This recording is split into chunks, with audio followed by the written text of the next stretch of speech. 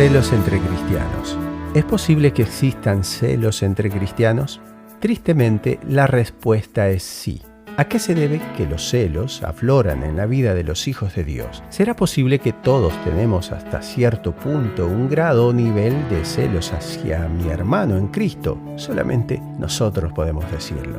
Los celos nos hacen ver cosas donde no existen. Los celos nos hacen actuar de una manera ofensiva, destructiva y perjudicial. El que cela es una persona que desconfía de cualquiera, siempre vive en sospecha. El que cela empieza no solamente a sospechar, sino que revisa, husmea, quiere que le den explicaciones, quiere saber detalles, se convierte en un investigador, es un inseguro sediento. Ninguna explicación le satisface. Los celos son una enfermedad, una obsesión, una perturbación anímica. Es una emoción que surge por querer poseer en exclusividad. Pueden ser personas o cosas. Es una actitud que destruye relaciones y posesiones.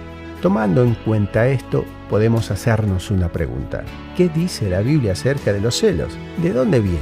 ¿Quién fue el causante? ¿Qué persigue? ¿A dónde conducen los celos? La palabra de Dios tiene la respuesta a toda esta situación. Puede haber celos entre hermanos, esposos, compañeros de trabajo, creyentes, líderes, etcétera, etcétera.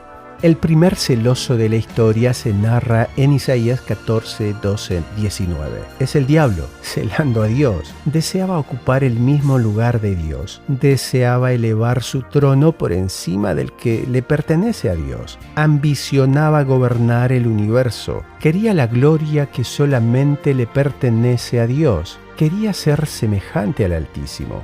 Cualquiera de esos sentimientos y actitudes nos hacen parecer a quien fue el primer celoso. El primer asesino de la historia se narra en Génesis 4:1-9. Inducido por los celos, Caín asesina a su hermano. Se convierte también en el primer mentiroso de los hombres por negar diciendo que no sabía dónde estaba su hermano, a quien le había quitado la vida. Los celos lo arrastraron a cometer ese crimen. Cualquiera de estos sentimientos y actitudes nos hacen parecer a aquel que fue el primer asesino y mentiroso de los hombres. El primer rey de Israel, Saúl, fue un rey víctima de sus celos. Enfermo, desquiciado, perturbado, trastornado, celoso de un joven llamado David. No supo controlar sus celos contra una persona que era más competente que él. Los detalles de la historia lo puedes leer en 1 Samuel 18, 28, 30. Cualquiera de estos sentimientos y actitudes nos hacen parecer a aquel que fue el primer monarca de Israel, pero que los celos no lo dejaron gobernar su propia vida.